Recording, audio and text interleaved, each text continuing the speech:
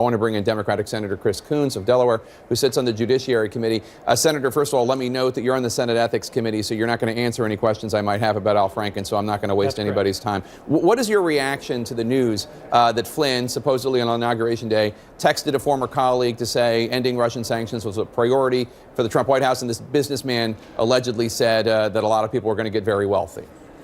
Well, Jake, this is just another example of a whole series of inappropriate conversations and actions by former National Security Advisor General Mike Flynn, and helps explain why he might be cooperating with Mueller's investigation. I assume that Mueller was able to reveal a whole series of inappropriate actions and statements by General Flynn, and that would have put him in significant legal risk, and as a result, he's cooperating.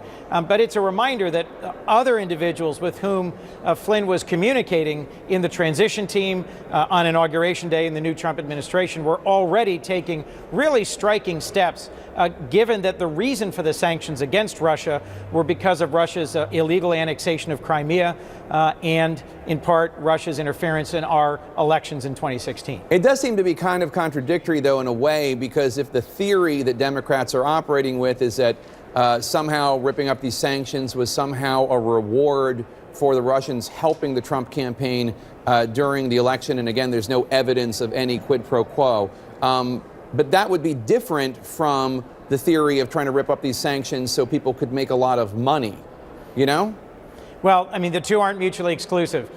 Sadly, what seemed to be a pattern with General Flynn was that he was both advancing a partisan political interest in his role in the Trump campaign and continuing to advance his own personal enrichment as someone who was representing Turkey or representing groups from Ukraine, groups allied with Russia's interests. So the idea that he could have been advancing both an enrichment goal and a narrow or partisan goal, it seems to me they're not in conflict.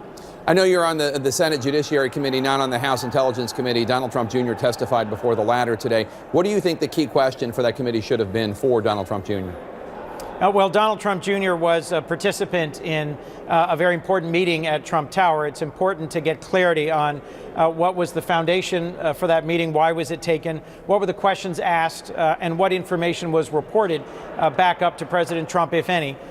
So those are just a few of the questions I would expect might have been asked today in front of the House Intelligence Committee. I have to ask you, as a member of the Senate Judiciary Committee, the ranking Democrat Dianne Feinstein talked about there now being a case for obstruction of justice based on some of the tweets and statements that we've heard from President Trump, not to mention, of course, his firing of James Comey. Do you think President Trump obstructed justice? Well, that's a legal conclusion I don't think we have yet fully reached, but the evidence supporting an obstruction of justice claim just keeps building up. I'll remind you, Jake, it was recently that there was public reporting that in the past couple of months, President Trump personally reached out to Senator McConnell, to Senator Burr, to Senator Blunt, urging them to wrap up the Russia investigation early. This just follows a pattern that goes back to his early days of meeting with FBI Director Jim Comey, seeking some commitment of personal loyalty and asking him to go easy on Mike Flynn, on former National Security Advisor Flynn. So I do think we are seeing more and more evidence that would lead to an obstruction charge. I also think there was a striking development this week, Jake, in that President Trump's own lawyers are now making the argument that the president can't commit obstruction of justice because he's in charge of all law enforcement. That is not a tenable argument. We would no longer have rule of law in this country if the president were utterly unrestrained to interfere in any way he chose in an investigation. All right, Democratic Senator Chris Coons of Delaware, thank you so much, and happy Delaware Day. I appreciate your being here. Thank you, Jake.